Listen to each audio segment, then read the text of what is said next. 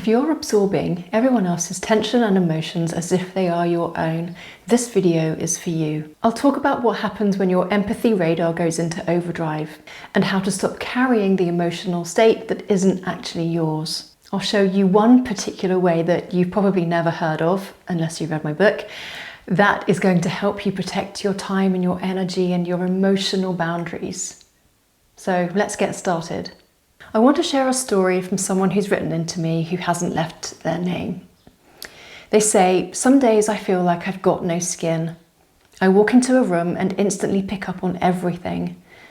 The people who are frustrated, the people who are holding back, and perhaps people who just have bad news. They don't tell me any of this, but I sense it. Then I carry the whole emotional mix with me for hours afterwards. By the end of the day, I'm completely drained."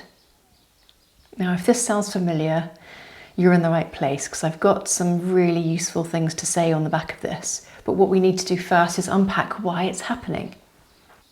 So this is just another example of when your empathy radar has gone into overdrive and you're sensing everyone else's emotional state. And for you, it's physically and emotionally exhausting. It's perfectly normal for you to experience this when someone is high in empathy. But what we don't want to happen is for you to experience exhaustion as a result of this. We need to be able to protect your own boundaries so that you're not absorbing all of this negativity and assumed negativity, let's be honest, because these people haven't actually spoken to you about their troubles or their problems necessarily, but you're picking up on how they feel or the vibe that's in the room, the tension.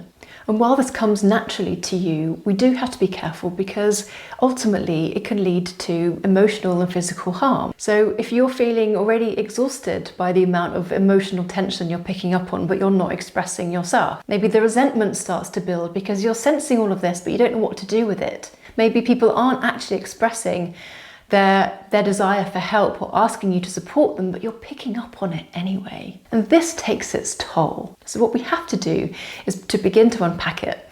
And I've got 3 specific shifts for you today to help you reframe what's happening when you're experiencing this. Shift 1, notice the thoughts you're having. Are you thinking, I should help them?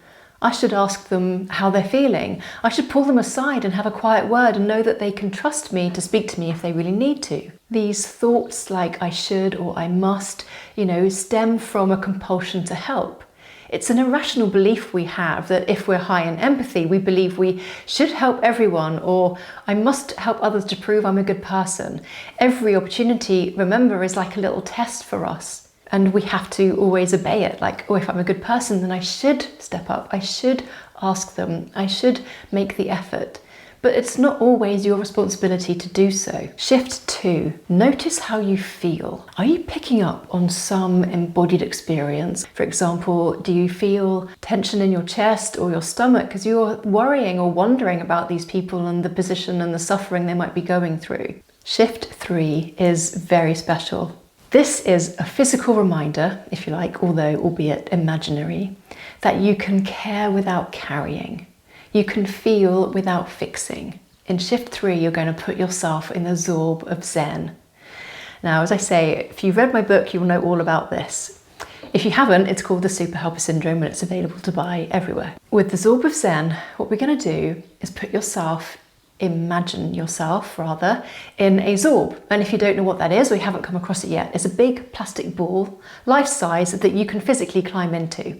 It's pumped up and then you can roll down hills or you can play around in the meadow or whatever. You're in a plastic ball and it's a really strange experience. I've tried it, it's kind of fun, it's a little bit claustrophobic, but in the zorb of Zen, you feel calm. You're still connected to the outside world, you're still connected to the people in the room. But this zorb, this barrier, is an emotional barrier, it's an emotional protector, if you like. So while you might still see or experience or know that other people are suffering, it doesn't mean that you have to absorb those emotions for yourself. The zorb itself acts like a protective barrier. In fact, even if someone is yelling at you or being aggressive, put yourself in the zorb of Zen. And you can still hear it, you can still connect to what they're saying, but this barrier protects you. Having this physical barrier around you also helps you take a gap. Do you remember the pause and think gap that I talked about in a previous video? It gives you an opportunity to really think, okay, I can understand that person's suffering, I can hear their words, or I can sense their feelings, but I do not have to absorb this. I do not have to absorb this. It is not mine to carry, it's not mine to fix. We don't have to automatically jump in as if it's our responsibility to solve these problems. We can take a moment instead and think, what's the best response that I can take to help the other person and to help myself right now? So that's very simple, the Zorb of Zen. Use it. Let me know when you've used it. Leave your comments below. I love to hear from you. To help you lead with authority and empathy, try saying to yourself, I can feel without fixing others' emotions. I can care without carrying others' emotions. I do not have to become an emotional sponge. In fact, it's better for everyone if I don't. Next, let's look at the Empathic Enquiry. There are 3 reflective questions for you. 1. Where have I been emotionally absorbing what's not mine? 2. What physical signals show up in my body when I'm overloaded? 3. What would it feel like to protect my own energy without guilt and without feeling responsible for others? Until now, you've been an emotional sponge, but you know how to stop that. You know how to protect yourself with the Zorb of Zen. But you can absolutely become kind and caring and be the empathy-powered leader.